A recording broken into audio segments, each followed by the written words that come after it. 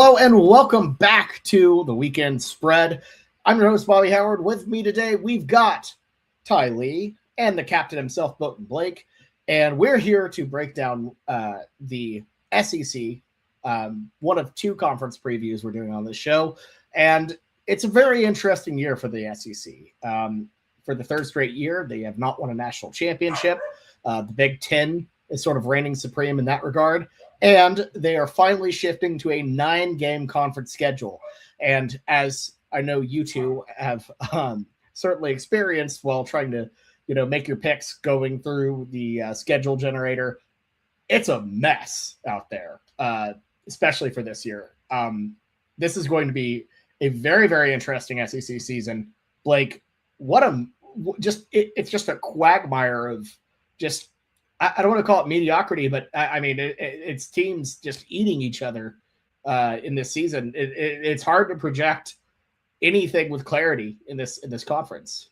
It very much is reminiscent of a more, I guess, like souped up talent-wise Big 12, where you could probably make the justification that 7, 8 of these teams you could see them in Atlanta at the end of the year, which makes this league absolutely insane. And you kind of touched on it earlier, adding the extra ninth conference game. I don't know really what that does. I don't know numerically what that does, but from just looking at the schedules itself, I would go to one team, I'd look at their schedule, I'm like, man, I kind of ding them. The schedule looks hard. And then you go to the next team that you're trying to replace them with. Their schedule's hard too. It seems like there's no escape now. There's no the East and West kind of mentality where you were able to skate by some years. It seems like you're going to have at least 2 difficult road games on your schedule moving forward. And that makes this league really compelling. Does it help their chances to win a national championship? We will see, but it definitely makes the in-season product way more compelling.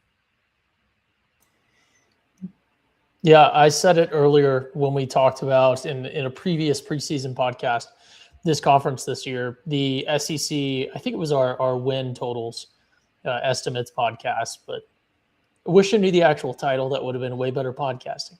But something along those lines, you will find it if you're curious. But the SEC is a ball knowers conference this season in the sense that, like Blake said, there's going to be some tremendous must-watch games. I think pretty much every week there's going to be when we get into conference play, there's going to be an SEC conference game that is going to be must-watch TV for any fan of the sport. And that's tremendous. From a fan perspective, that's tremendous. Like Blake said, from a conference perspective, how is that going to go in terms of actually producing a team that cannot get beat up and can maybe make a run into the extended playoff? Who knows? We will see. But I think the ball knower thing, if you're somebody that likes to pick games, that likes to make bets, whether that's financial or whether that's just, among friends for bragging rights, I think there's going to be tremendous opportunities in this conference if you watch these teams, because I think people are going to have a really hard time getting their mind around maybe big brands that are underperforming and brands that aren't supposed to be good that are overperforming, or just matchups week to week, because like Blake said, and like you said, Bobby, the talent is so spread out. So very excited to get into this ball nowhere conference. Yeah, I think it's a decision that hurts the SEC's ability to win a national championship, and it hurts the ability of getting as many teams as possible into the playoff or the bowls. But you know what? Screw that. I know I'm wearing the SEC hat, the evil shield right now. But, as somebody who did not grow up in this, like that SEC bubble, being an OU fan, I don't care. Give me entertaining football. Give me entertaining games. That's what I want to see. And I think we're going to see just an absolute delight of a season. And, trying to pick these out, it was crazy because you look at a team and like, well, I don't really know why they're that low. I really like them this year. And then I make let me make a change here. And then it totally flips another team I like all the way to the bottom of the standings. It's a mess. So if you see one of these teams super low or unranked, honestly, 1 or 2 games changes that entire equation entirely. So don't take it too hard. But let's kick this thing off. We're starting out from the top to the bottom. And first thing off, we've got the defending SEC champion at number one was the our aggregate number one is the Georgia Bulldogs. To show who picked what, Blake has them one. I have them one. Ty has the Dogs at number two. But overall, everyone in this panel has the Bulldogs heading back to Atlanta for the SEC championship. Yes. What are your thoughts on Georgia? Obviously, a lot of talk on how maybe they might not be the same Georgia that we've seen the past couple of years. You saw them up close. I know during that prime, but what do you see about Georgia getting back to the top of the SEC here?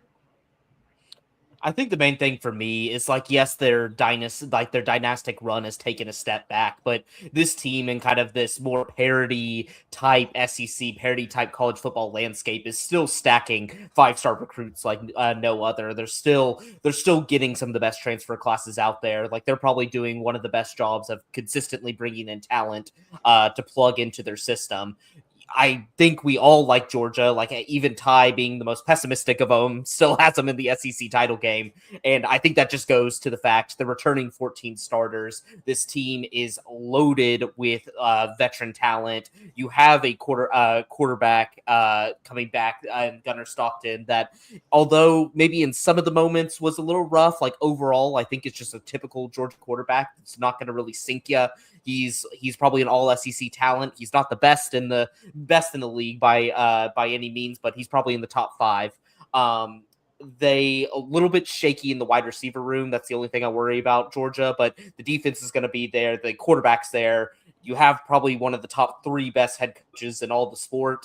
There's really nothing that I hate about Georgia coming into the season. They're well-rounded. I just feel like they're the safest pick either to win it, but I think if you were doing a bet to who's going to make it to Atlanta, I think they're the safest just because even in a season last year that you think, oh, Georgia kind of didn't live up to their expectations. Sure, maybe fell apart in the playoff versus Ole Miss, still won the SEC title. And so this team's going to be at the top. I'm very confident about that. So, yep, I think they were kind of the easy pick for me to win the conference. Yeah, I mean, I'm right there with you. The Bulldogs have been just a model of consistency. And I think when you really look at the schedule, there are a couple tough spots. Obviously, you have to go at Alabama, at Ole Miss, depending on how you feel about the Rebels, could be tricky. The last time they were in Oxford, they took a pretty rough loss there. But, and then, hosting Oklahoma. At South Carolina could be dicey, but it's nothing that jumps off the page as oh no, Georgia, what you're going to get out of them. You feel comfortable with them, and I think they're going to get to Atlanta easy. I have them as an 8-1 team, and we'll talk a little bit further about who that one might be. But I think Georgia, is going to be just excellent because exactly what you're going to get. There's not a lot of high, or there's a lot of high. Where you're going to get there. I'm not sure if they're a national championship favorite by any means. I think they're still behind Ohio State and Oregon, but I think their floor is Atlanta. I genuinely do. Ty? Yeah, Georgia, like we said, is absolutely a safe bet to get to Atlanta. I think if we're looking at a race to Atlanta, Georgia's going to get there first. Especially if we're driving, and that's a double entendre right there. That's 2 jokes in one. But yeah, it's the safe bet. They're almost certainly, nothing's guaranteed in college football, but even looking at their schedule, not that it's easy, it just lines up better than some of these other schedules in the SEC. And again, we're only looking at conference games, so don't start to jump at me for Ohio State, Texas as we get into that later in the podcast, but. Yeah, I don't, for me, like I said, and this is a good preface to the rest of these picks because it's going to have to come out at some point. This is a ball nowhere conference this year. And I agree with everything you guys said, right? If we're purely analytical picking, I think Georgia's the number 1. What I'm betting on is that they don't win one game in Atlanta. That's it. And for me, I have to, as a ball nowhere conference, I got to go on the vibes.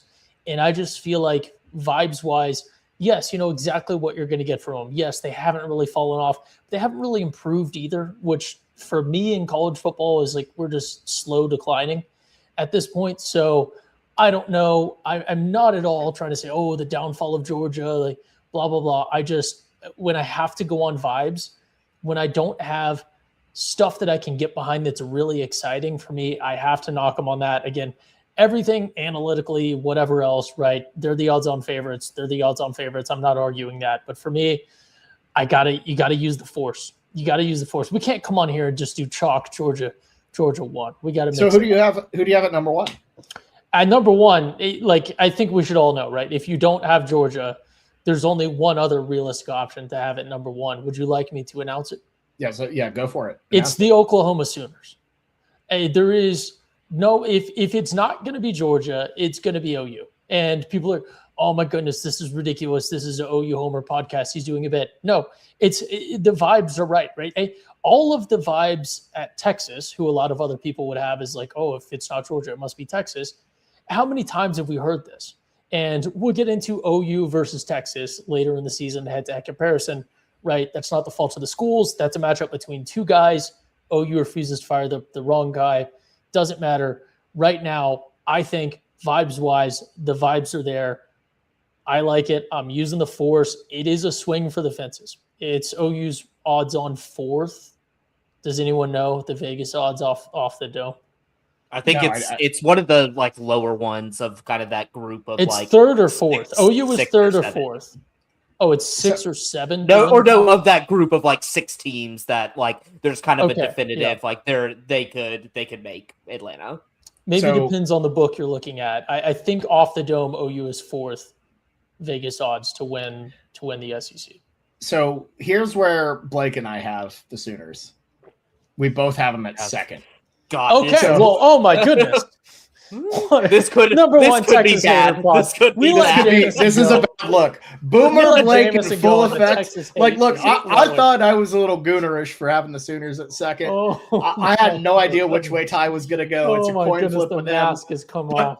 But Blake going with the Sooners at second. If we took a time machine back in time to last year, and I was like, yep, OU's finishing second in the SEC next year, I'd be just chastised. So it's kind of insane to see OU projected at 2 on this podcast. But Blake, you're acting like this is a panel of experts. No, but it's less that I'm impressed with myself. It's more that I'm shocked that Blake has OU at 2. I think this one was definitely a swing for the fences because you look at OU's schedule, this prediction can be sunk by mid-October. They could easily lose 2 conference games in a row, and this is all over with. But this is me just projecting on the fact, like, I think if, like you said, Bobby, if you would have said that last year, I would have probably made fun of you because I think I got hung up on the John Mateer factor a little bit. Granted, I think he has to be one of the best quarterbacks in the league in order to elevate them to this position to even make Atlanta. Like, he can't just be marginally better. But this team was still a playoff team, played a hard schedule, and really had like some glaring flaws. And now you get an extra year under an offensive coordinator that I like, that I think is going to gel a little bit more with Mateer kind of being a little bit banged up all year long. Plus you get a Brent Venables defense behind it. It's like Venables defenses, I'm starting to learn, raise the floor of OU's program, that it's just not going to completely sink. But what I saw, like, once I just took a step back from last year, I think OU's defense, it makes them elite. And then at the offense, it doesn't even even if it hits like 50, 60% of what the ceiling is, like, I think that puts them in good contention to be in Atlanta. Granted, I think this game, this position ranking, it all comes down to OU Texas. I think it really does, because I'm probably counting Georgia on the road as a loss just off of kind of, that's just a hard place to play. And Kirby Smart, I feel like the reason why I think we have him so high is because of that consistency, that during the regular season, they protect their home field. It's hard to go in there and steal one. They got to win versus Texas this year. That's basically what the evaluation comes down to. I think they beat Texas, but that game is going to have monumental, I think, importance when it comes SEC championship time. Yeah, I mean, without a doubt, because well, especially if we're talking SEC rankings, leaving Michigan out of it, given that you have such a tough schedule, you kind of have to go. If you want to make the playoff, you have to go a bare minimum 1-2 against Michigan, Texas, and Georgia, all away from Norman. And if that happens, you have no margin for error the rest of the way in a really brutal schedule. I think if you go 2-1 against those three teams, you're a national championship contender, like genuinely. And it gives you a little margin for error to slip up at a tough spot. I have the Sooners. I have the Sooners beating Michigan, beating Texas, losing to Georgia, and then losing another one in the I actually have them losing in the swamp because feels. Look, we've all watched enough OU football to know that they step on a landmine here and there. But the reason why I think they get into a deadlock tie with Texas and get the tiebreaker based on that head-to-head, because I think Texas. We'll talk about them. Spoiler alert, very soon. But I think to your point, Blake, that offense was pretty atrocious last year. It was so bad. Yeah, and they made the playoff. I think we forget about just how bad it was. But despite that awful offense, with John Mateer having a broken thumb, can't really throw. Your best running back is also John Mateer, because you have a less than competent, running back room in terms of who you have as your, rushing coordinator. You whiff on Jaden Ott, that just totally blows up that entire situation. Your tight ends stink because Joe John Finley didn't do a very good job. And, the ability to flip all of those three things. And then you have a little bit more experience on the offensive line. You had two true freshmen in Michael Fasusi and Ryan Foje, who have grown up another year. You have Eddie Pierre-Louis, who has grown up another year. And that's just talking about the offense. If the offense can take a step forward and just be competent, just be average, where you're not having to hope that Isaiah Satania bails you out on some miracle, 3 or touchdown out of nowhere. This is going to be a massively improved team from one that made the playoff, hosted a college football playoff game, and if it didn't totally melt down at the worst possible time, probably would have won and gone to the Rose Bowl. All of that being said, this is a team that has a great basis to take a step from being good to decent to great. The schedule's brutal. This is a battle-tested team. I feel like they've retained the pieces that made them really, really good last year and have improved the pieces that made them poor the year before. And I think that is a recipe for a team that can really go on a run and truly shock some people. I've got 3 quick things before we move on from OU. One, to Blake's point on Mateer. This is going to require I think even for OU to make it to Atlanta, is going to require a level of Mateer play where we're potentially 2-3 years down the road of the Schooner Pod. And we're talking about Mateer cease and desist for using the number 10 at Oklahoma at this point. 2, and this is not a joke. That was a bit of a joke.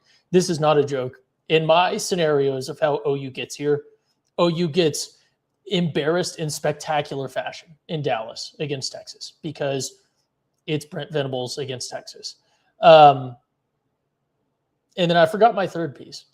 It was probably going to be a joke about Bobby thinking that OU might lose in Florida because Venables might spend all night instead of prepping for the game, just camping out at Ron DeSantis' house, trying to catch a glimpse of him.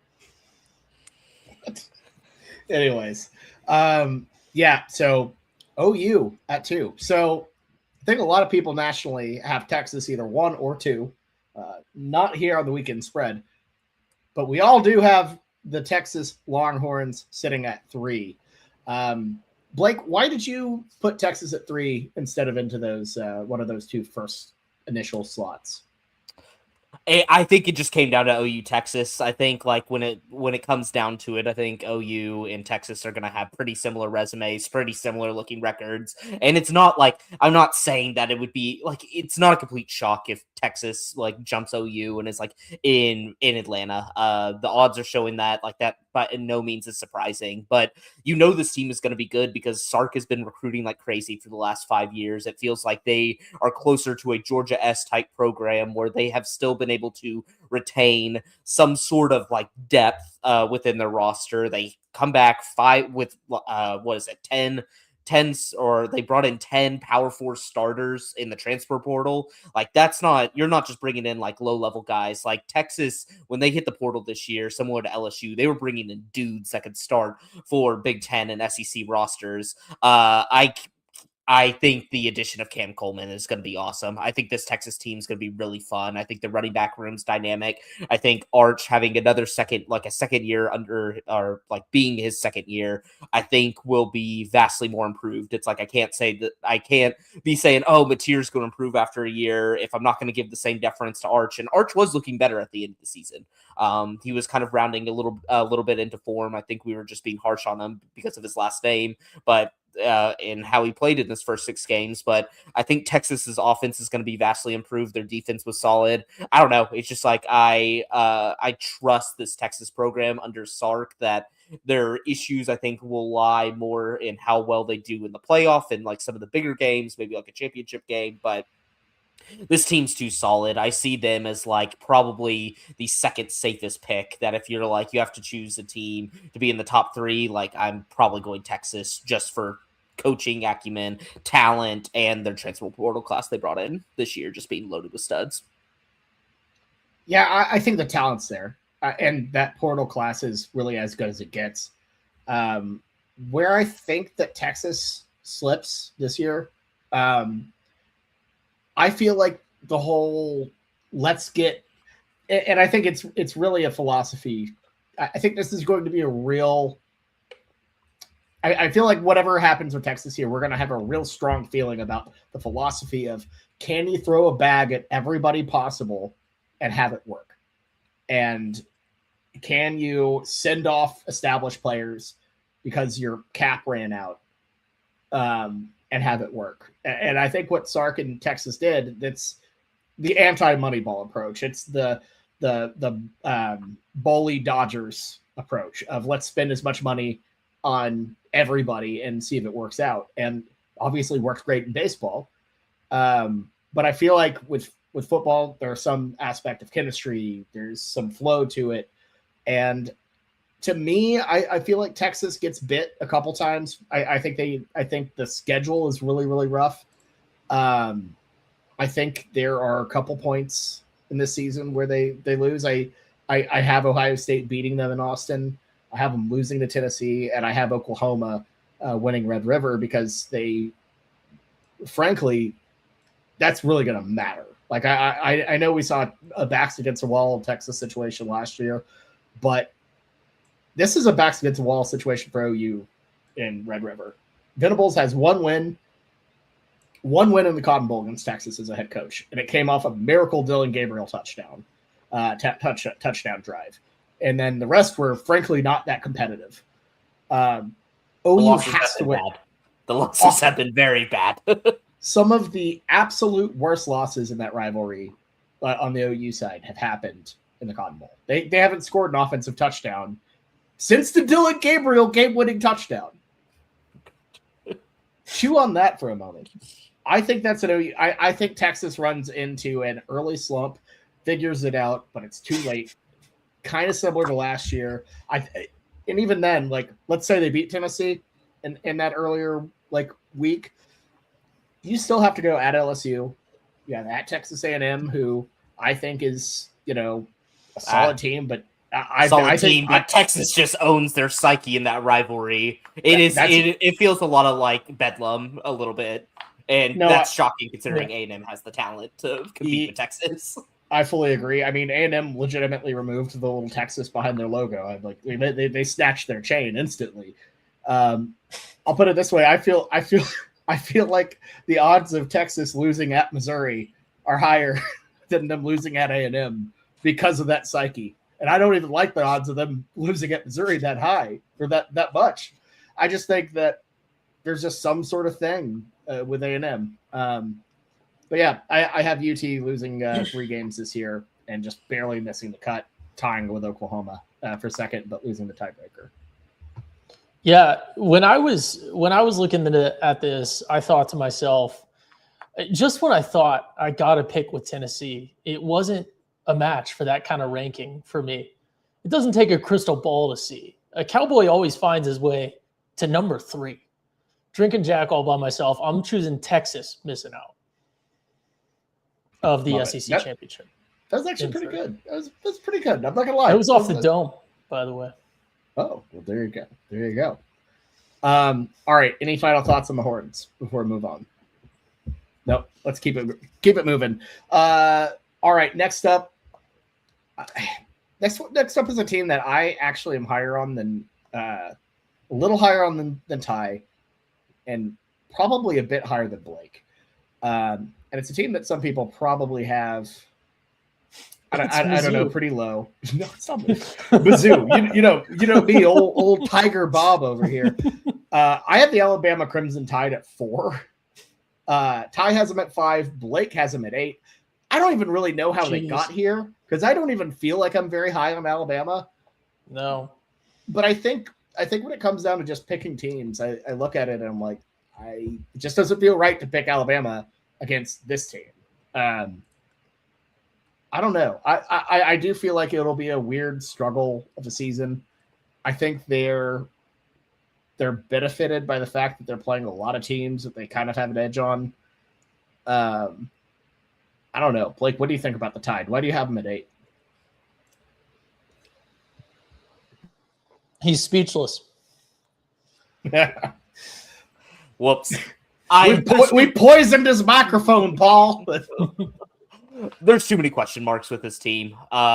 When you go to just starting on the offensive side of the ball, they don't know who their quarterback is. They've lost their kind of them and OU simultaneously has like lost their ability to have elite running backs. Like they haven't had an elite running game in a while. Their offensive line either went pro or transferred all out. So you have nobody left there.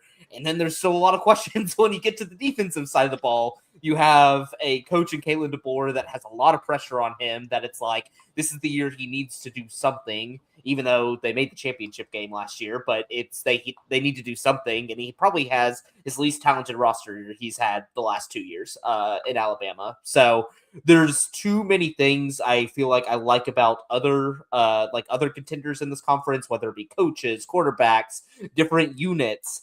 Alabama doesn't have one that I know I can really hang my hat on. I don't really trust the coaches much. I just think, I know maybe, Bobby, you were probably going like, oh, game by game and stuff like that. And that's probably true. It's like Alabama's going to be favored in a lot of games. Like they could win a lot, but I had to just factor in that, oh, this could go really off the rails quick. They're like for SEC wise, their schedule, honestly, not they have bad. An easier schedule. It's not, that's not bad at all. Like you're hitting some of the, like Georgia obviously bad, but I feel like you're hitting kind of that top where it's like they could be good, but we don't know. Like Texas A&M or Tennessee or LSU, like these teams, it's like they could be elite, but they could also not. So they get a favorable matchup in that sense. But dang, this feels like one of the worst Alabama teams in the last like 10 years. Like I don't have any trust in this program right now. They've recruited well. Their transfer's been all right, and they just still can't, it seemed like, find a championship formula like they did under Saban. Like I just feel like the NIL era and portal era, it's the guys that we're seeing falling is Bama. Like I just feel like Bama doesn't have the money to compete with everybody. I don't think they have a legendary head coach that they can rest their laurels on and just like not give guys bags, but just rely on this guy will get you the bag in the pros. You'll be a first round pick. They don't have that anymore.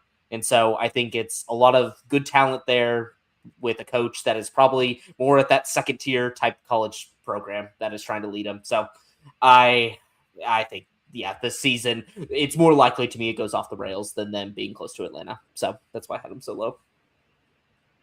For me, it was just the schedule.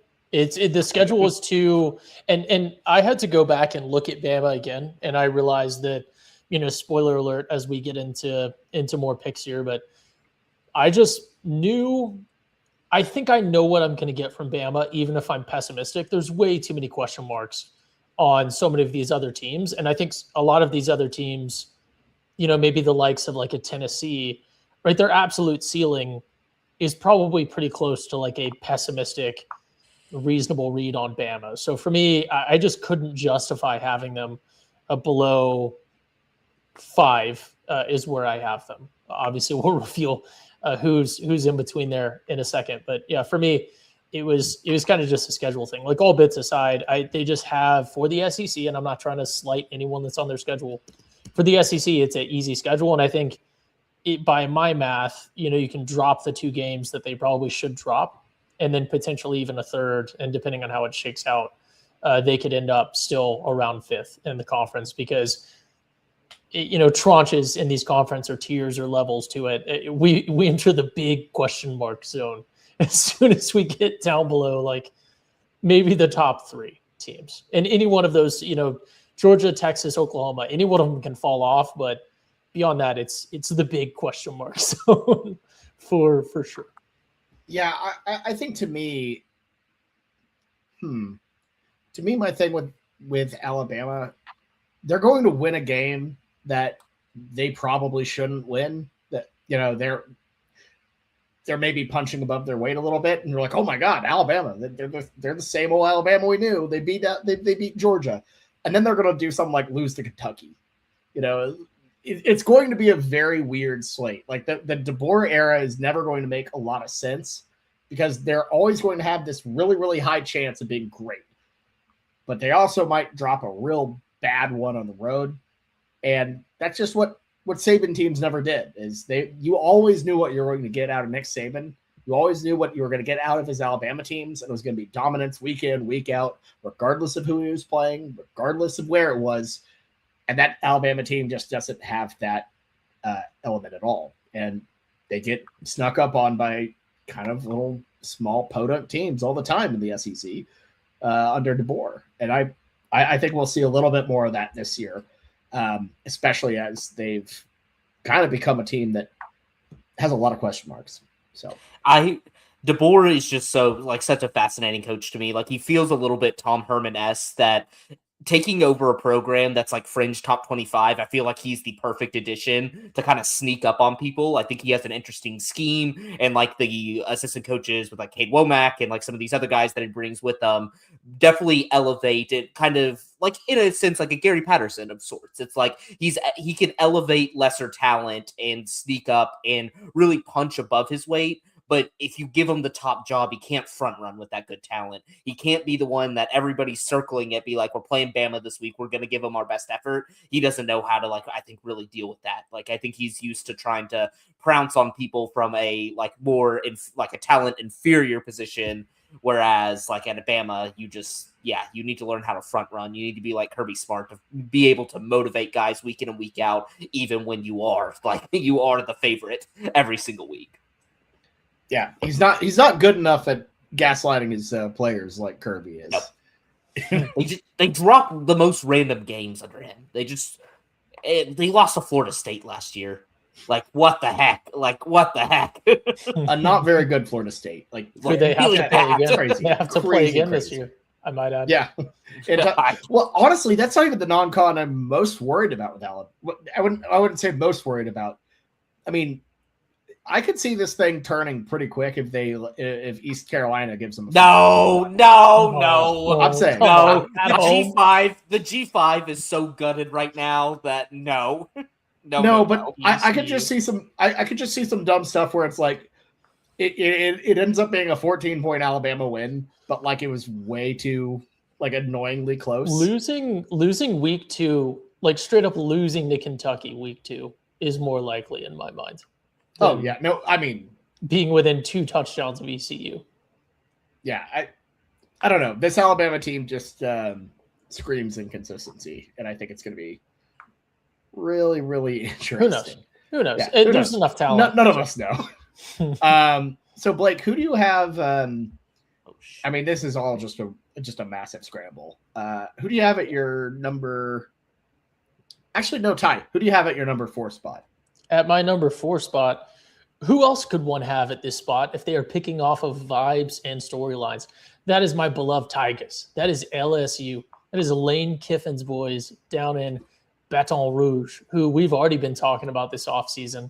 I almost wanted them to. I almost wanted to put them at 5 for the bit, but sued, and also I just couldn't justify putting Bama at 4 or anyone else any higher or lower. So LSU at number 4 for me. Again, this is a vibes pick. I have nothing to back this up other than the fact that Lane Kiffin did perform really well at Ole Miss.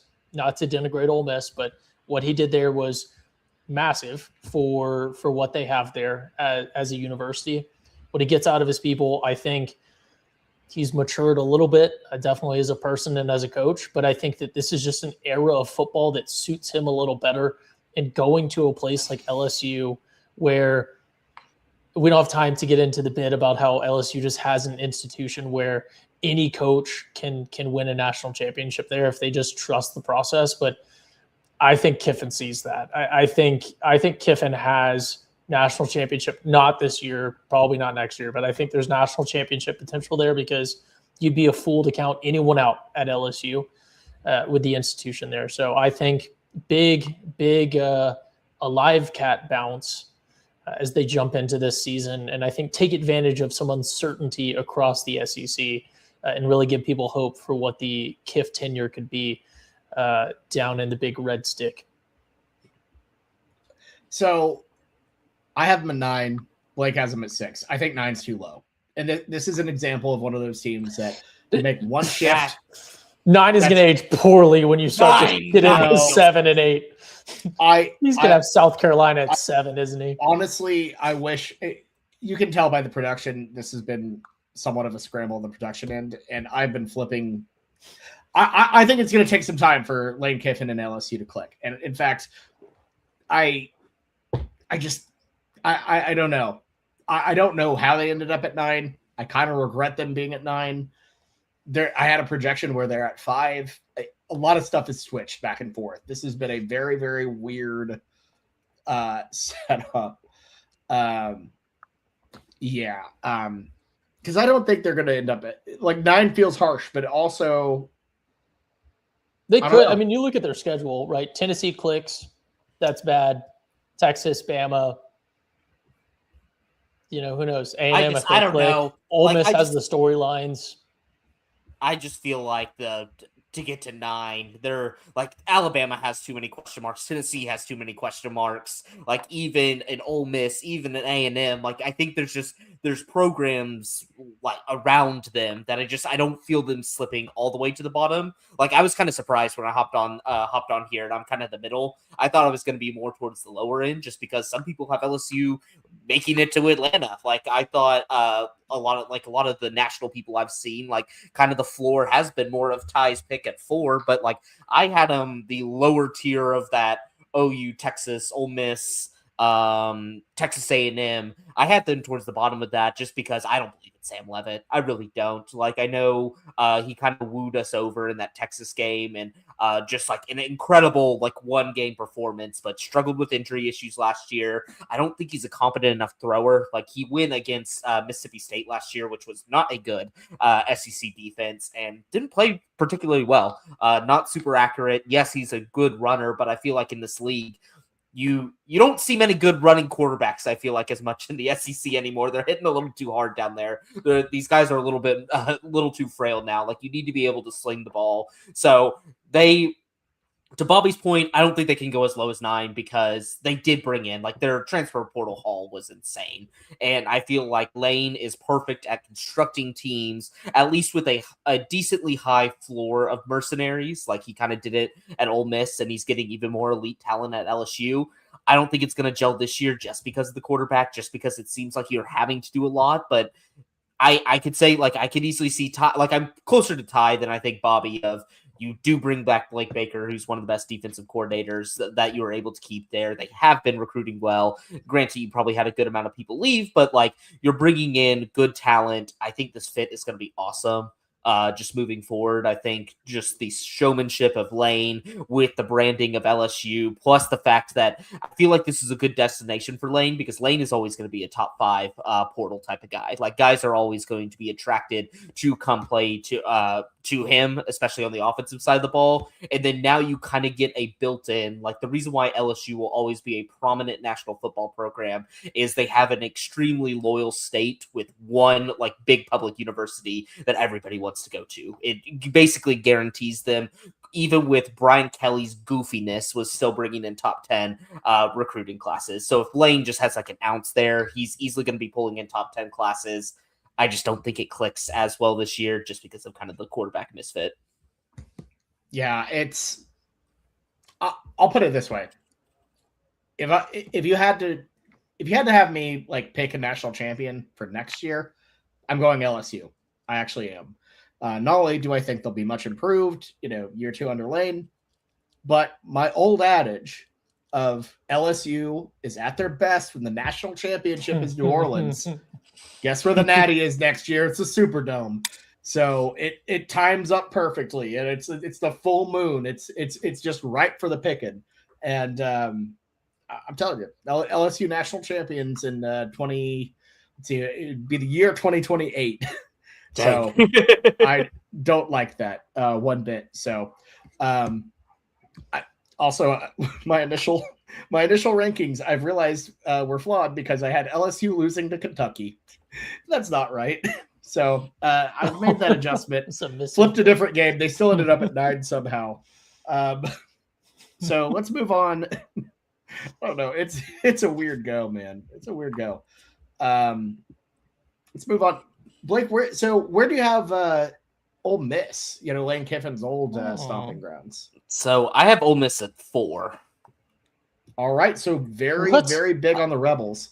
Ty, I believe you had them unranked. I have them unranked. Okay. I'm not gonna lie. They should be 9 for me because I got to 8 and then I just put in 2 fillers.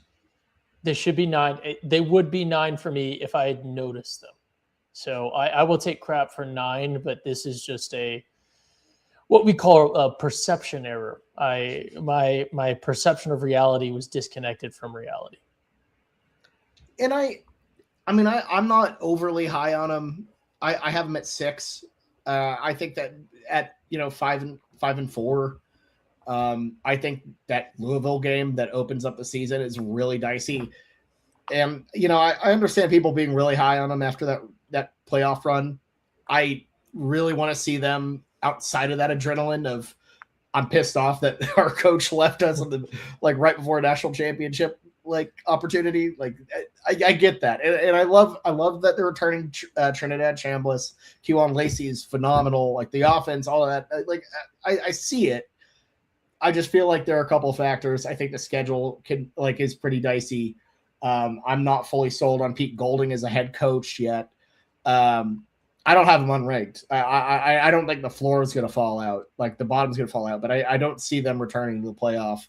I think they'll still win some games. I think they'll be feisty, but I think their ceiling of what they were last year, they're not returning to that. And I think that's because of the new coach, and we'll just see how it goes. But I don't know. Blake, why do you have Ole Miss at 4? Yeah, there is question marks. I think there is going to be a step back, obviously, with Pete Golding being their head coach, not Lane Kiffin.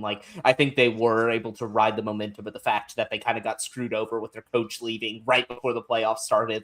I do think that helped their playoff push, but Trinidad Chambliss is just the guy. I just think he's going to be the best quarterback in the nation this year. He's old for one. He's just a really old guy, but his big game quality in the playoff was just insane. That we got to see his feet featured a little bit during the SEC regular season, but man, in those big moments, he knew when to take off. and he's a pretty polished passer. Plus, you've got Kewan Lacey. You have probably, I would say, one of the best offenses. Like, they're probably my favorite offense in the entire SEC, and they really did a good job, I think, at the portal, just trying to find guys to kind of patch it together to get like a league average. I would say they're kind of like the reverse OU. It's like they're going to kind of be more of closer to probably to an average defense, but I think this offense is just going to be insanely elite.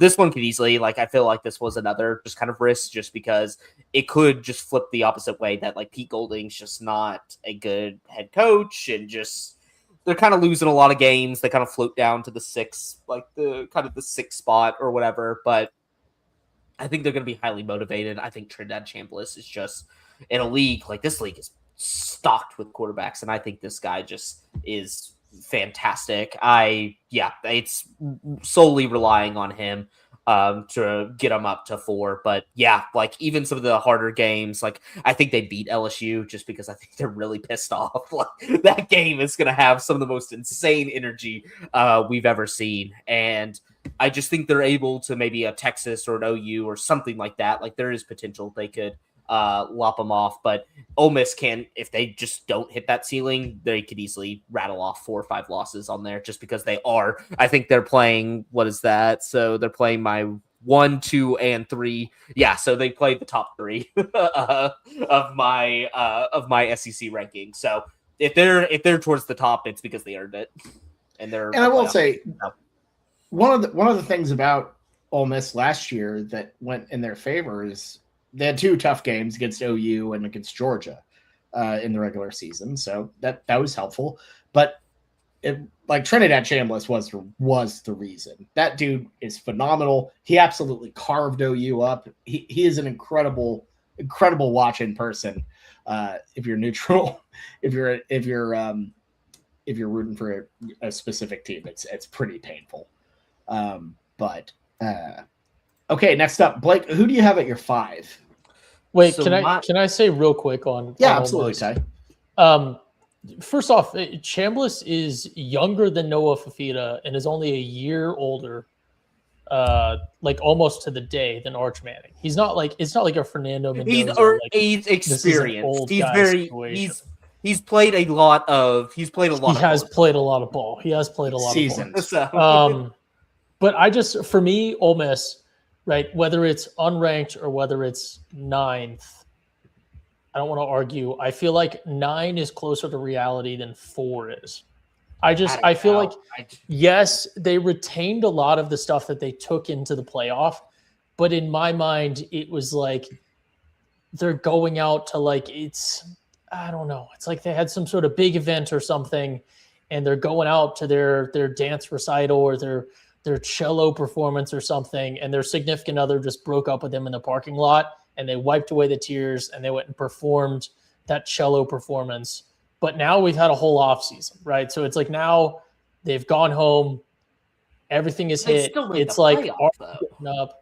Yes, but that's the cello performance, right? Like they made the playoff because Lane Kiffin got them to the playoff. They didn't make the playoff. But they had elite talent on that roster. It's like Lane Kiffin, yes, is like a significant factor. Like there's an off season, and like Lane Kiffin took them to the playoff. Like we're arguing here, like yes, they fell off their bike, but they rode it for a second without training wheels. It's like, yeah, but the second that Lane Kiffin let go of the back of the bike fell over. So it's like, yeah, they made it. No, they played their best games after he. What are you talking about? Wait, no. Yeah, okay. This is no. Hold on. Whoa. Ole Miss is going to fall off. Ole Miss. You're acting like they got creamed by 60 the first game. They didn't have Lane Kiffin as a head coach. They went on creamed. But it's like they had their best games of the season without them. It is much easier to lock in and perform right after with all the vibes that they had versus big off season. Now it's like, okay, reality. You got to put in the work. You have to build something new. I think the better take is that like the training wheels thing was last year, and this season would be them falling over. Not what happened last year. Blake is arguing that they're going to be ripping around on a motorcycle. No, but like one of those I think e-bikes. I think it's crazy to like not even 9, but even teams like Bama, Tennessee, like even an A&M or like teams like that where there's a lot of question marks around them, and like there is a question mark around Ole Miss when it comes to coaching, but it isn't about the talent of that roster because that talent of the roster took them pretty damn far in the playoffs last year. You know and what? That's not what many of these SEC programs could say right now. You know what? Everyone can agree on that. There's absolutely zero question mark on though. It is the quality of the meats from 74C Meat Company, sponsor of the Schooner Pod. Yes, yeah, no, 74C Meat, phenomenal stuff. So look, got Labor Day coming up, college football coming up. Make sure to, if you're in the Oklahoma City area, make sure to get your beef and pork. Chicken coming soon from 74C. Incredible stuff. The pork is really like next level stuff. That bacon is genuinely some of the best bacon I've ever had in my life. And you can get all sorts of stuff. You want to make a nice Mississippi pot roast? Oh yeah, we got the stuff for that. So yeah, all good stuff. Blake, who do you have at 5? So at 5, I had the Texas A&M Aggies. Texas A&M. I think this is a team that is they have a lot of question marks, but they're led by a man that I just indefinitely like trust with a big program like this, and Mike Elko. I think Mike Elko is a fantastic coach. They're doing the double coordinator switch, which I don't think is going to matter that much. Maybe a little bit like when you have Mike Elko as your coach, never worry about the defense. And then offense, I did not like Colin Klein at all. I did not like that fit. At Texas A&M, it felt like he had some absolute Ferraris in that wide receiver room and still couldn't figure out ways to get the ball to him. I know Casey Concepcion went off last year, but still, they have my guy Terry Bussey back there. They still haven't been able to unlock him. But I think Texas A&M, where I guess what I like about them is they have that strong foundation with Mike Elko and a quarterback that I think is pretty good when healthy in Marcel Reed, just like a dynamic athlete. But I do worry that they're like last year, they were schedule merchants. They truly did not have to play anybody till the final few weeks of the season. And we saw how that went. They just started stringing off L's. Like they really beat up on the bottom of the SEC last year. And now it's kind of flipping where they're drawing probably like 5 of the top projected 8. That is an insane flip for a team that whenever they hit anybody last year, they immediately got punched in the mouth. But I'm going to give the benefit that Marcel Reed's going to develop another year. They have a very good running back room. You lose a little bit when it comes to wide receiver, but I love Mario Craver. That guy was a beast in the slot. I love Bussy to former 5-star. This guy has to get more than like 10 catches a year. He's going to show out. And the defense is always going to be solid at A&M. I think the record is going to be worse this year, but I'm probably going to feel better about this team than I did last year's team. So I have them at 5. Like, I just feel like they're probably my more safe pick when it comes to, they're probably going to be in the middle of these top tier SEC teams just because I think they're a little bit more stable.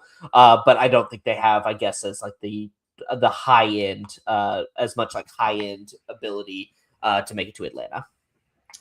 Ty and I both have them at 8. I feel like that looks harsh, and I like when you go back to our. Who do y'all have in the middle of this? Then y'all are gonna have some stanky teams. We only have so much one. Of this is schedule based, man. Because there's my team at 5. I still really don't know how I got them there, and I. Oh no! Like I'm looking at it. I'm looking at them right now, and I'm like, how in the absolute hell? And I kind of think, okay, no, that's why. Yeah, that makes sense. I made one tweak, and it took from 5 to 8. Oh no! So we'll see how that goes. Can I just once again point out that Blake, I feel like maybe has signed some sort of document that he must never speak ill of Texas A&M as an institution because he always finds a way to praise like the institution of Texas A&M. Or whenever no, I'm he's giving praising a Mike speech. Elko. Mike Elko rocks. Like he's just a solid. He's a solid head football coach. It's like he is the ultimate like floor raiser when it comes to a program, and that's what you should want. I think at A&M. Like they wanted the elite, splashy. We're gonna be 12-0 immediately. I think what you want is the Elko, that you're never gonna dip. You're always gonna recruit well. You can do years like last year where you string off. You're basically a tiebreaker away from making the SEC championship. Like you would rather have that as like your potential years, I think, than some of like what they were doing under Jimbo Fisher. I think it's just really hard for me to wash my mouth out of those last two games. They were so bad. So bad against like Miami, like couldn't score anything. The best thing you half awful. The best thing you can say is at least they like limited Miami's offense that was really clicking at that time. Like that's, you can go away from that. But yeah, it was like the moment they hit elite talent last year, I feel bad. Like they immediately collapsed. Which looking at this year's schedule, it makes me immediately kind of sheepish. Yeah, this one could. Yeah, like I'm more closer. Like if you said, are they closer to 2 or are they closer where y'all have them at 8? I definitely say more 8 than 2. So yeah, I mean I have them at 8, and in that projection I have them beating LSU and Baton Rouge. Like I don't know. It's one of those things where even with a couple tough games, you know, you still have to play, you know, Alabama and Tuscaloosa. Yet Texas obviously is a brutal draw. South Carolina's, you know, a really tough place to play. Like they have some really, really tough draws. And I think Oklahoma, I think at the end of the day, that's just kind of what bites them. But, you know, I think it's the thing Blake said, better team, probably worse record. I could absolutely see that. So, Ty, let's see if we have I'm trying to see if there's any teams I haven't called out on your end. So we've covered my 1 through 5, and I mean, we can discuss them if they come up, but functionally, Ole Miss is my number 9. Let's talk about your 6. All right. So I think my number 6, this was more of it's a question mark, but I feel like the question mark for this team is, are they going to stay where they are or are they going to climb? Which for me, I love, because again, vibes-based preseason picking. I want to be positive. I want to give people their flowers. I want to hype it up. When we have question marks, like I touched on earlier, even with Georgia, where the question mark is, will they take slight step one way or another, right? That's great for the picking, but it's not that exciting. The question mark for my number 6, which is the University of Florida, I think is question mark, will they continue to be where they are, which is not that far off of 6 really in the grand scheme of things. Like how far is 6 from 10, you know, or how far is 6 from 11 or something? They're not going to be at the absolute bottom, that's for sure. So for me, I'll give them, I think it's definitely not the ceiling, but maybe a higher end expectation than some other people, or maybe some Florida fans are throwing a fit that I don't have them up higher. But I think I'm giving Florida their flowers with 6 because, again, for me, big question mark. We're in the big question mark zone, but the question mark for Florida, I feel like vibes-wise, is are they going to take a step forward like people expect, and are they going to start to rebuild to some extent, which I love. So I'm betting on that question mark. Give me the University of Florida at number 6, which I think is not crazy, but we'll see. Florida is such a weird one. I really like John Summerall a lot. I think that was a great hire. Genuinely, like he just wins wherever he goes. I have no idea where to stick these guys. The 2 most recent drafts I've done, one of them they ended up at 6, and one of them they ended up unranked. So, I mean, Florida they are truly a toss-up for me. I think they have some really good opportunities at home. I just need to see it happen. I'm not very like. What are your thoughts on the Philo kid? Like, I like him. Like, I know Georgia Tech was super excited after Haynes King was gone. Like that was going to be their guy, and so I think he's one of those that I know they're going back and forth on whether to start him. I think he's probably the guy for the future, but I could easily see it being one of those scenarios. You start the more experienced guy, then bring in Aaron Philo towards the end, and like that kind of is what gives your fan base the excitement. And I think I put him at the obligatory kind of like 10, is like more just the fact that I respect John Summerall, and this team is going to be way more competent than they were under Billy Napier. And I think like from a game-to-game basis, like you don't want to play Florida because they're going to be prepared, they're going to be disciplined, but the quarterback issues, like I feel like they're kind of a year away on that. They didn't like, that was kind of the like, I think they kind of get lumped in, not like lumped in with LSU, but like you kind of have a similar energy where it's like, okay, this is a guy's a winner and he's coming in. Thing that Lane got was the number one transfer portal class. Florida ranked dead last in transfers last year. Like they did not bring in anybody and lost a lot of people to the pros and the portal. So there's really not much that Summerall's working with on this roster, which kind of scares me. The line of scrimmage on both sides of the ball are kind of torn up. So if they get to the 10 spot for me and are super competitive, and even when losing games, they're still looking good, I think that is a huge win because John Summerall is not going to be a Lane Kiffin type, I think, that is going to just come in and immediately start rattling off wins. They're going to need some time. They're going to need a year or two to really restock the cupboard because they have lost a lot. But I just kind of threw them in at the 10 spot because I'm like, I just kind of respect them and I kind of hate all the other teams that are around it. But this team could be like, they could be towards the back of it when it's all said and done. And it's just because they don't have the talent to compete with the top 10 teams in the SEC. Yeah, I think they're going to live around that 4-5, 5-4 like range. They are right down the middle. I just kind of have them a little bit, probably more towards 4-5. But I think they're truly, if you look at the entirety of the SEC, I think they're one of the most intriguing teams in terms of, what can they do in year one. I don't think this will be the final version by any means. You need a little bit of time to get things rolling. But they have a lot of really good building blocks there, and I think they're going to make some noise. Again, I have Oklahoma losing to Florida because I could see that being a team that, it's one of those, you stumble a little early and then you kind of start building, getting a little cohesion, figuring it out. And then all of a sudden that gator sneaks up in the swamp and bites you. I think Florida fans, they're not going to react rationally to this, but I think even if you go 5-7 this year, but you're competitive in every single game, that you're punching way above your weight, you should feel very proud about that season. But of course, they're probably going to take, like every SEC program, we got a new coach, we're going to win now. So yeah, exactly. Cincinnati did it. Why can't it happen to us? It's like, well, like it's a little different. Yeah, but yeah, sneaky Gasparilla Bowl would be like, okay, that's a solid start. For Florida, I think. So, all right, I've got a tone for my number 5. I'm just gonna get right into it. I don't know how these guys got here. No.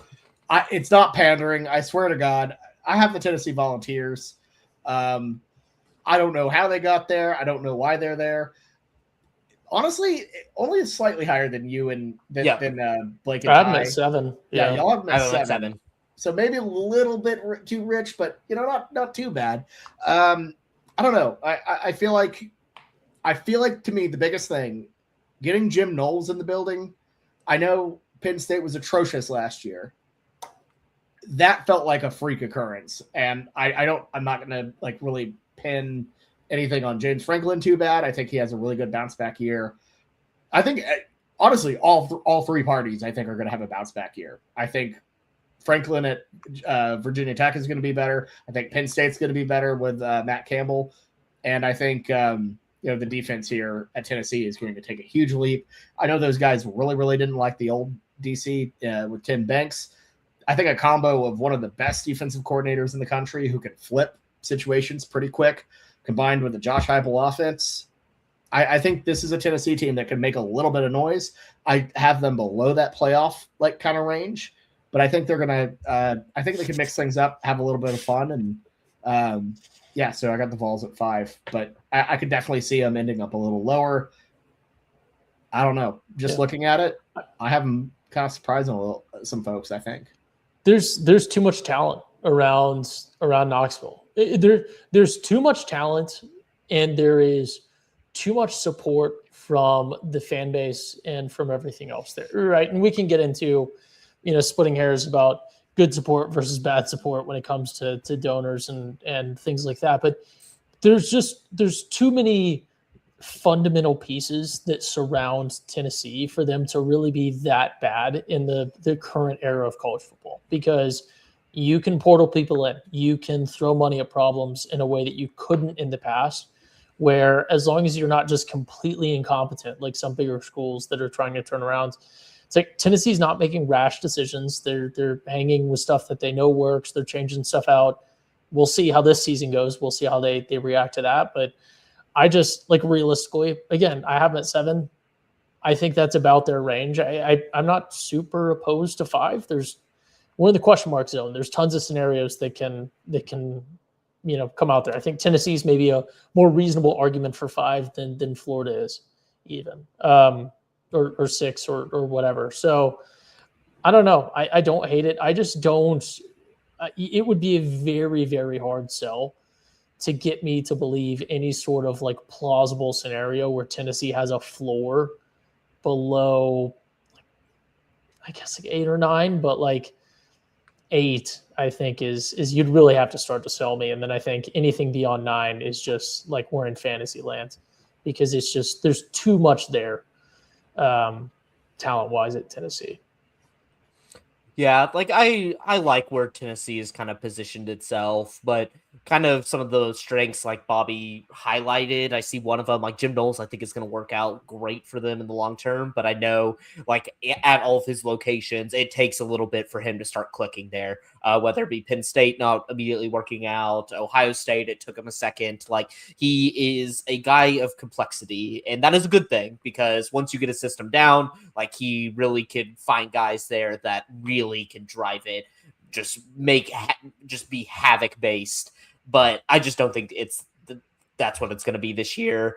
I know on the offensive side of the ball, people kind of ding Tennessee for the quarterback battle and where that's going to look. Like, Aguilar was sneaky, like statistically, whether he's actually good is one thing, but statistically was one of the better quarterbacks in the SEC last year. And I think that just kind of shows like Heupel's always going to develop a quarterback well, that young and inexperienced guys can constantly be thrown in the system and I think succeed.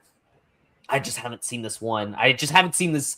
Heupel is probably like, Tennessee wants to get him out so bad. I don't get it, because I think like he is the ultimate floor raiser. He is kind of the new age Art Briles in the sense that his offensive system is going to rattle off wins. Like, it doesn't bottom out, but dang, it's not going to win you championships either. And as Tennessee fans, they should probably accept that, considering all the head coaching hires before it were an absolute disaster. But they already want to run him out of town. And like, I think Josh Heupel's a great coach. Like, I think the consistency he's brought to Tennessee is like something that you want. Like, some of these SEC programs need to learn is that you're not going to beat Georgia every year. So find a guy that's going to get you at about 8 wins every year, and then every on a 4-year cycle, that's your team competing for an SEC championship. That's what you should be tethering your expectation towards. They don't, but of course, that's what makes the SEC the SEC, is the irrationality from every single fan base around it. That is just like, you want floor raisers in this conference, because if you pick a bad coach, that dooms you for about 3 to 5 years. And you do not want that. So it's like, you want more of a Heupel than like a swing, a 5% swing at a Kirby Smart. So that's just kind of my rant. I don't get why Tennessee fans want to run like that. He's a great coach. He raised that floor to that program where for a while it was just, they were the laughing stock of the SEC. Shout out to Josh Heupel, the 3rd coach so far on this pod to receive the title Ultimate Floor Raiser. He is. I'm like, it's all these programs just get so antsy, and I'm like, a Mike Elko, a Josh Heupel, these guys are commodities. You want the guy that is not going to sink your program every single year, especially in the SEC when it's like the talent is so deep, and I just don't get why these guys aren't more celebrated. Well, and I think Tennessee, from our time of extended exposure with them, which I think they're delightful. I do enjoy them. After it's been a several year arc now, but they're very similar like OU fans, I think, in the way that there are some crazies out there. They have their fringe people who want to fire everybody, just like we had people who wanted to fire Bob Stoops I know that in 2005, because he lost 2 national titles in a row. So it's like, but it's they've different. had some.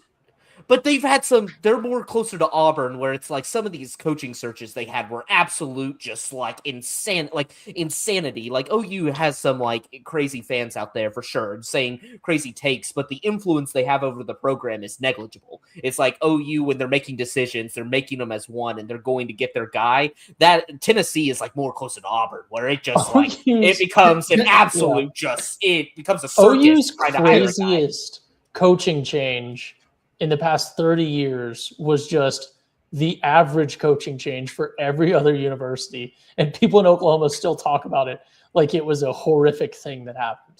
And it was just what happens to everyone else every handful of years. Well, like Tennessee, what Tennessee is it's like if OU in the 90s never hired Bob Stoops and they just kept going through that cycle for another 10, 20 years. And it just is, they're just so hungry for a championship. It would be like that. Let's say not only like they never hire Bob Stoops, but then Texas hires Nick Saban and goes on a generational run and becomes one of the greatest programs of all time. And you just have to suffer that. And then Oklahoma State beats you a bunch. And like they've been through just like a hellish couple decades. And Heupel has turned things around. Like Blake said, he's raised the floor. And when you have a guy like that, he's worth keeping around so you can, take your swings and, really see where, even if it's not changing the head guy, like what can you add? What can you put around him to make it work? In a similar way to I think Oklahoma, instead of ripping, being like, we need to fire Venables now, they have made changes to make that work. They've brought in a Kevin Wilson to, help operate, some of the game-to-game operations. They brought in a Jim Nagy to take over, as the GM. They've made position changes, with, running backs and tight ends with Jason Witten. Like, they haven't just tried to throw the baby out with the bathwater. They've tried to give it some nice rubber duckies and try to make it a nice bath. A good situation for everyone involved. I don't know if that makes any sense. And no, look, if you try to bath bomb in there, they threw the Jim Nagy bath bomb in there. Exactly. Oh, a great bath bomb. I would take a Jim Nagy bath bomb. That sounds good. Yeah, I'm sure he would make a great bath bomb. Pause. No, I mean, I'm not saying he is the bath bomb. He's making the bath bombs. Regardless, we're moving on. That's why you have a guy who can just keep you in the fight so you don't take a risk and then plummet down to the depths of hell. I'm with you, Blake. Let's move on, shall we? Enough talking about bath bombs. Blake, what do you think about South Carolina? I think they're utter trash. Oh no. This is one of the ones I didn't delete the old thing on. Perfect. Yeah. So for some reason, so Blake, you had him unranked. For some reason, I have him having a bounce back here, or in that edition I did anyways. Let's ignore this for now. In my current setup, I actually still have him at 7. So I'm kind of big on the Gamecocks to have a bit of a bounce back. Because I think they're not as bad as we saw them last year, but I don't think they're as good as what we saw, in that earlier Beamer season.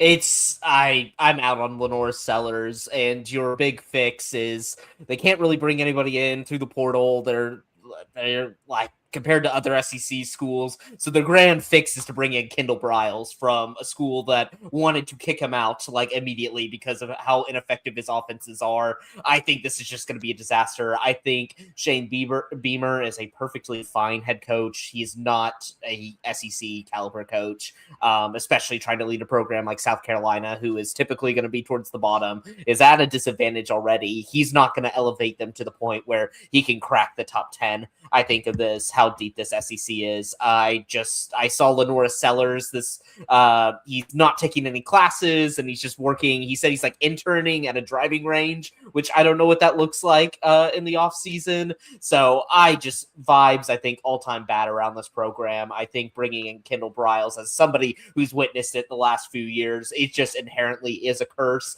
Even if the record somehow does look good, there's still something stabbing you in the back because you brought in such a morally irreprehensible person like Kendall Briles. So I'm totally out on this South Carolina program. I think Beamer's probably gone at the end of the year. I think Lenore Sellers goes on to the NFL, and then Kendall Briles is once again for a job.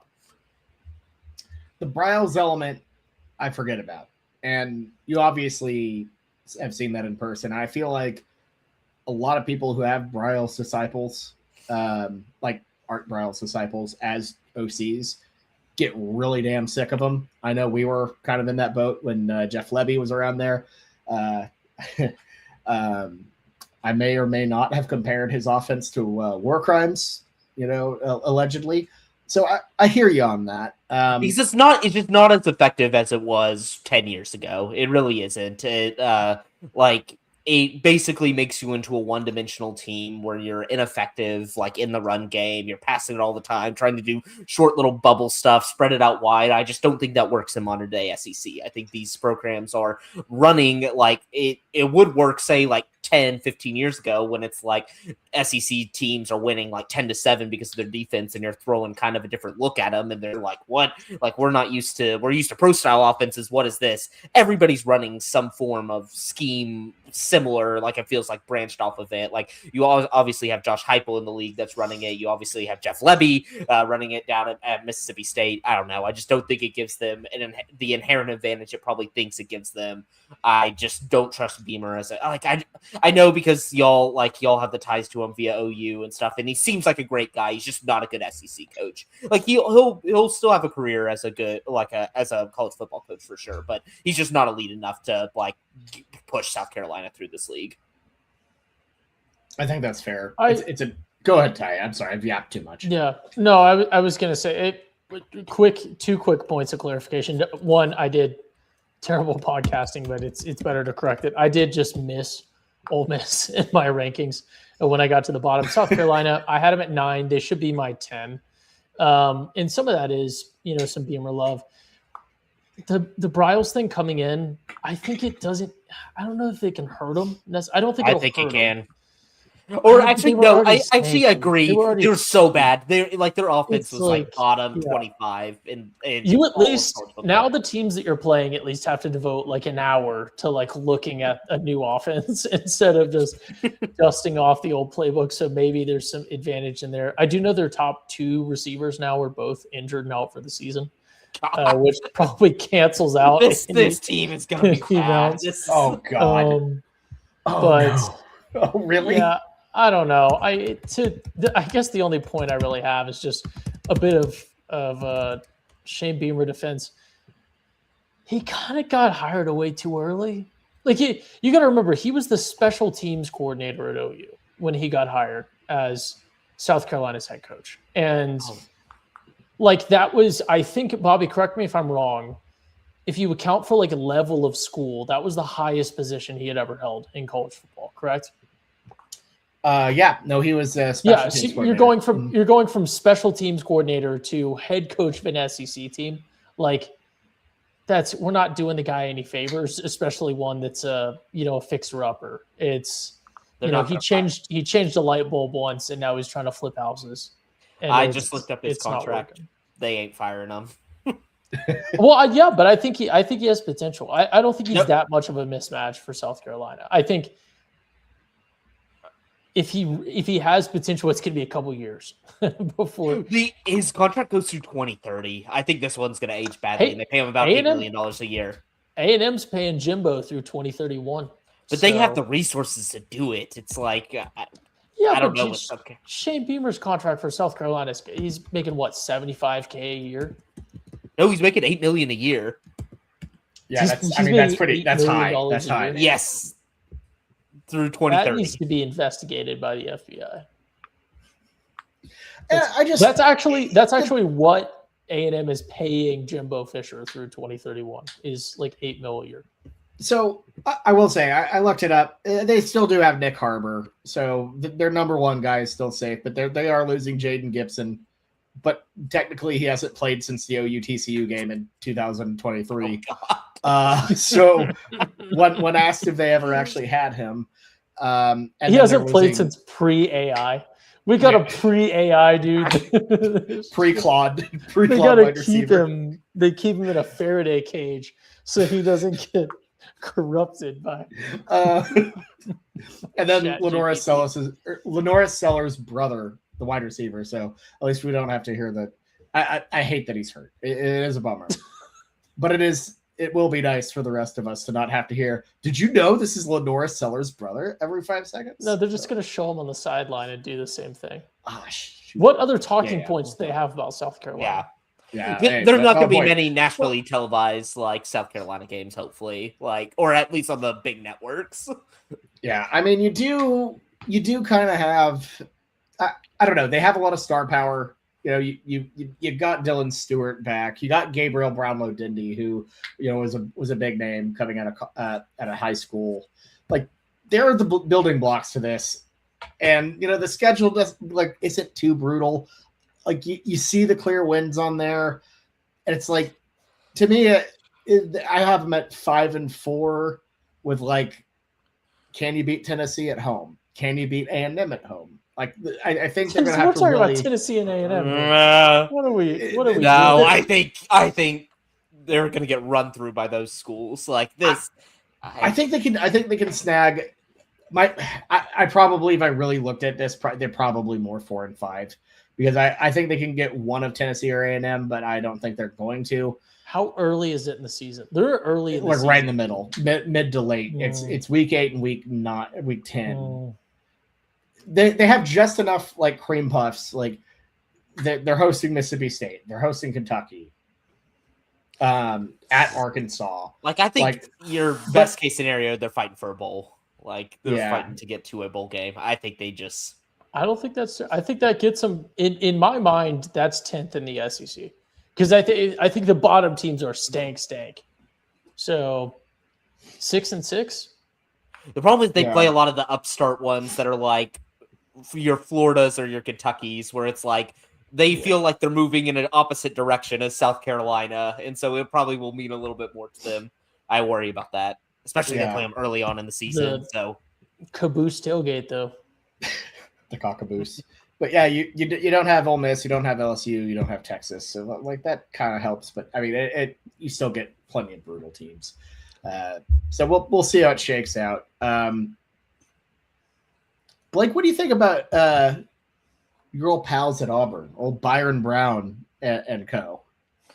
I like Auburn as the better Florida in the sense of I think they found a head coach that the offense is exciting enough that it's going to take the SEC not by storm per se, but it's going to be hard to prep against. You get Byron Bum, who's just I think it's going to be decent.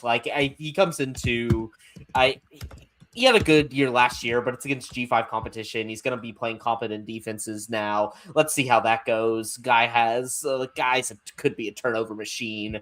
I tend to think that they're probably going to do better just because it feels like Auburn has always had that talent there. It's just they need a semi-competent head coach to really channel them. So it's I like some of the pieces there that I had him, I believe, as 9th in the SEC. I kind of see them fluctuating probably between the 9 and 12 range. I think they are just the better situated Florida in the sense of it's a head coach that probably is going to take a few years to really turn around this program, but they bring in enough in the transfer portal that I kind of like and that I think is interesting and intriguing, and that kind of brings a different vibe to the SEC. So I think Auburn's going to be a solid team. Looking at their schedule, it's brutal, dude. That's my thing. It's brutal. You gotta win not the gimme games, but you gotta beat your Florida Vanderbilts, your Arkansas to you have to have those 3 games in order to be elevated kind of towards the mid tier of the conference. But I mean, that's the thing is you have Florida and Vanderbilt; those are 2 winnable games. Then at Tennessee, at Georgia, LSU at home, at Ole Miss. Like that is a 4-game stretch of hell. You have a little bit of respite with Arkansas at home. At Mississippi State is not an easy place to play, depending on where they're at. It might be all over in Starkville by then. And then you have the Iron Bowl at Alabama. If the Iron Bowl is in Auburn, that'd be a different story. I think that's a flippable game.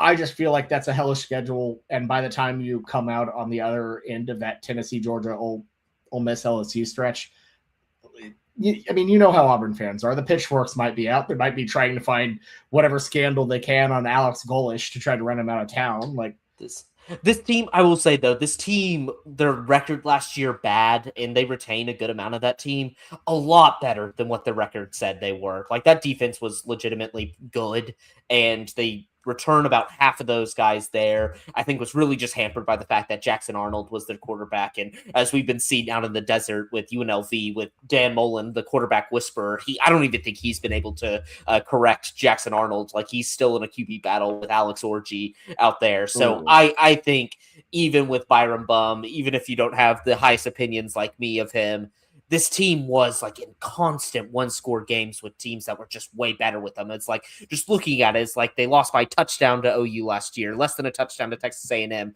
only by 10 to Georgia. They lost only by a touchdown to Alabama. Like these were teams that were way better than them, and they were still hanging in games. Like they were a tough out last year, even though the record didn't show it. So I just think like the record, the schedule's still hard. But I think just what they bring in, plus what is still there, enough continuity that I think they're going to be like a pretty solid team. Like you don't want to see Auburn on your schedule. Right. Ty? Yeah, I had them unranked. For me, vibes. I don't feel it. It's just, I don't know. Auburn just doesn't have that special spark for me, so it didn't jump off the page. Frankly, if I'm totally objective, and I'm just looking at trajectories and statistics, I absolutely agree with Blake. Auburn is a better pick over South Carolina, but you get down to like who's going to be 10th in the SEC. For me, it's more fun if South Carolina does than it is if Auburn, because Auburn's already been there, right? I want to see some plucky South Carolina stuff going on. Way more entertaining than falling off, supposed blue blood or big team. So for me, call it personal, call it whatever. I have no ill will towards Auburn. It's just not, it doesn't excite. Yeah.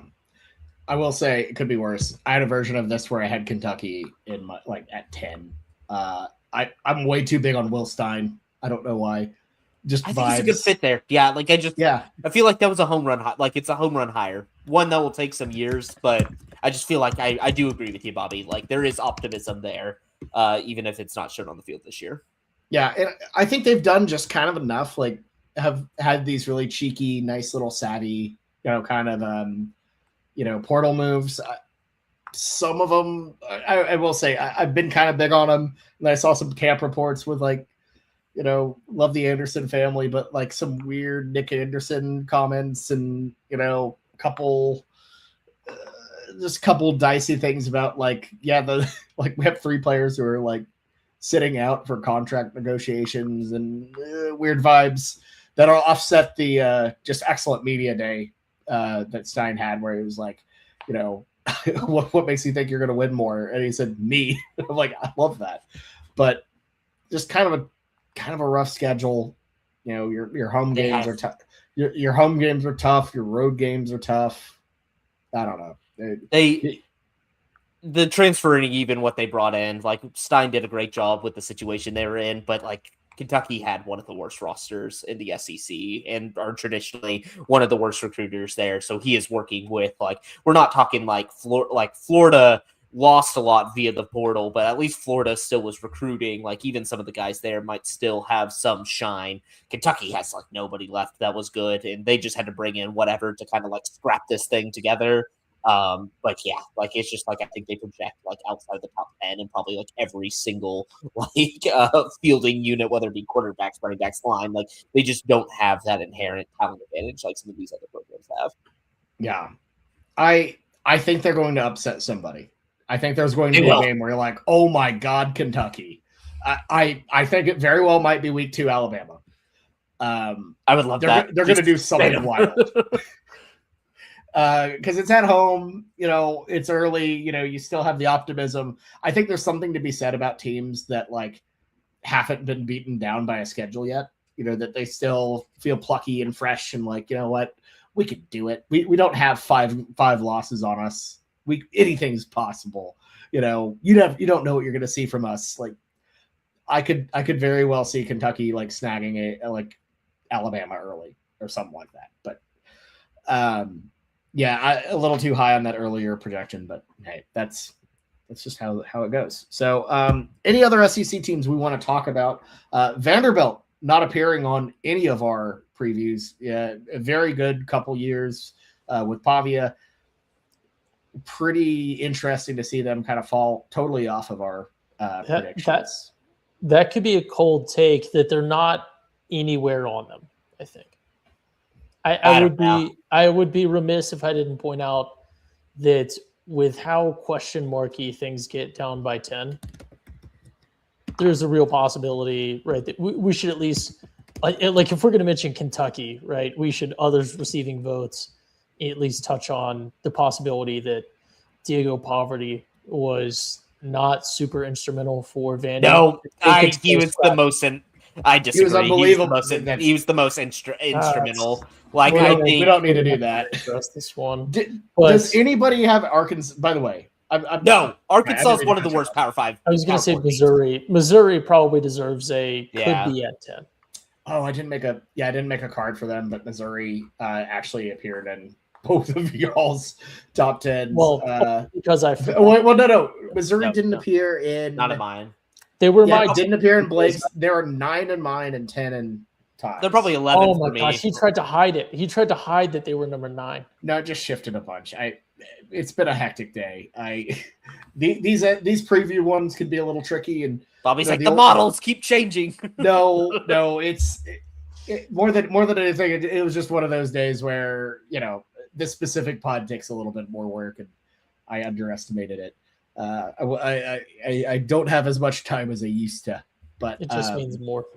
It just means more. It meant too much. I had to study deep into the night. I will say Arkansas. I don't have them winning a single game in the SEC. Yeah, I think they're going to be dreadful. They are going to be absolutely dreadful. I mean, if you're Ryan Silverfield, you obviously take the job, but like, I feel like that might be a one and done thing, man. I don't think you take the job. No, I think you take the paycheck. You take the paycheck. You just get the guaranteed money. And then, if you're going from Memphis to Arkansas, you take it. But yikes. I think Mississippi State's going to be better than I have them at, but yeah, it's just a brutal conference.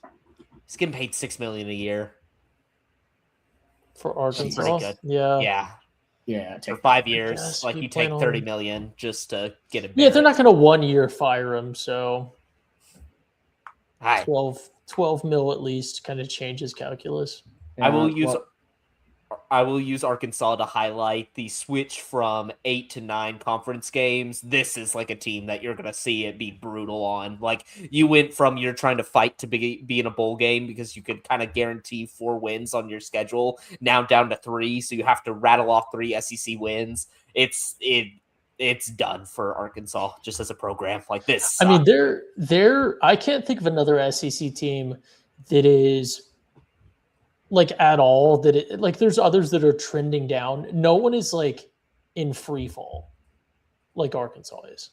Yeah, I think they're the only ones that are like it's going down hard right now. Everyone else is on, like, we're talking about even like Kentucky, right? Is everyone else has reasons to be hopeful, or is at least like, declining so much that it's like, are they declining, or is the sport just changing? Or it's like a South Carolina where it's like, yeah, it's not going to click, but it's whatever. Arkansas is just, they're falling.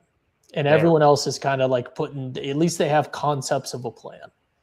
Well, and I think that's the thing is like Kentucky really has not had a lot of success. So for them, it's like, okay, whatever, we're starting over. We have optimism. Same with Vanderbilt, same with Mississippi State. Arkansas won national championships. Arkansas was was once a very, very proud program. And the Southwestern Conference, and to see him, it doesn't even feel like a sleeping giant. It just feels like a straight up dead giant. Like they hired a worse, like kind of a worse coach in the sense. You went from a guy that, like, yes, maybe he wasn't winning there, but he was very passionately, very much like pro Arkansas. Like Sam Pittman loved being in Arkansas.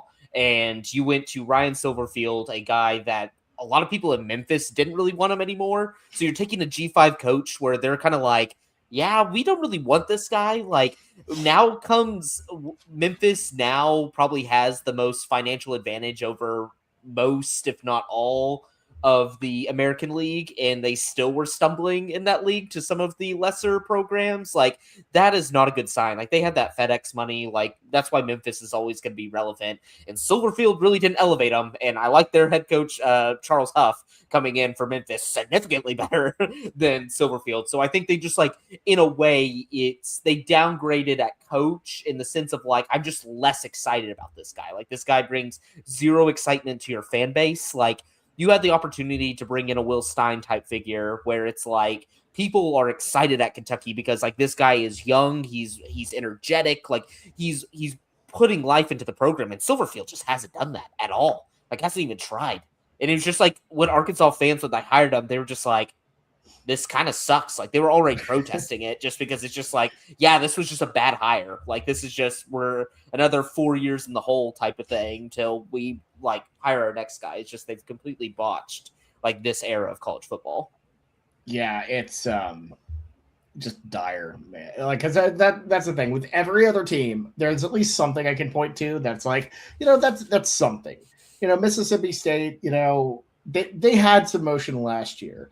Vanderbilt and everything Clark Lee's built, I'm low on them this year, but, like, I could be very much proven wrong on that. They're definitely a program that it'll take, they're going to be a cycle team. Like, they're going to drop down for about 2 years, but they're going to build a core up for, like, a third year where it's like, oh, they're, like, now competing more towards the top half of the SEC. Yeah, or hit, like, something right on the portal. I think they got a really great quarterback. Yeah, they got the number one quarterback. QB. They got the number, like, flipped him from Georgia. So, like, they're doing things that it's like, it's not going to, the returns aren't going to probably be seen this year, but it's like, there's things to be excited for in the future. And it just feels like Arkansas has not been able to do a single thing to captivate their fan base. And it feels like all their money has, like, I understand why, because, like, I know they're a proud, like, basketball school as well, but, like, feels like all their money has gone to the basketball program with the hiring of Cal and just, like, the bags they're willing to drop to get these prospects and stuff like that. Like, nothing has translated over to football. I don't see that Walmart money really anywhere. I know Tyson sponsors them, but I haven't really seen that Tyson. Like, I just haven't seen. They have some big money donors that I just haven't seen move the needle when it comes to football. And it feels all basketball.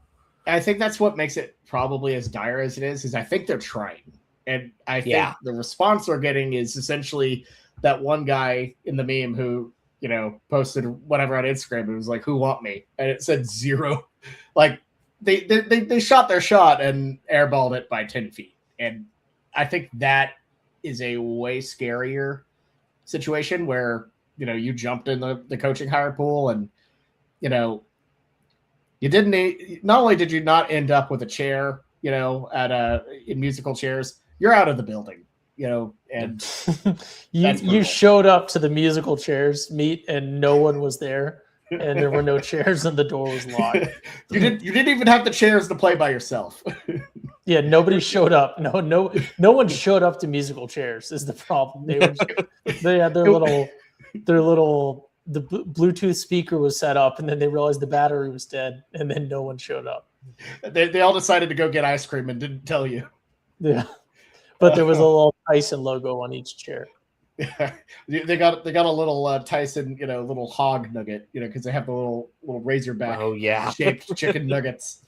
And meanwhile, Sam Pittman was peeking in the window, wishing he got invited to play musical chairs. He's like, I love musical chairs. I bet he does. All right. Well, that's all we got. What is that? That's all we got for this year's SEC preview. Boys, fun talking ball with y'all. But next time out, we're talking about real football games. Very excited to talk week 0.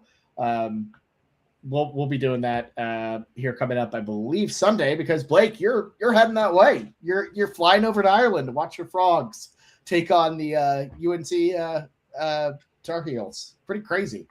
I know.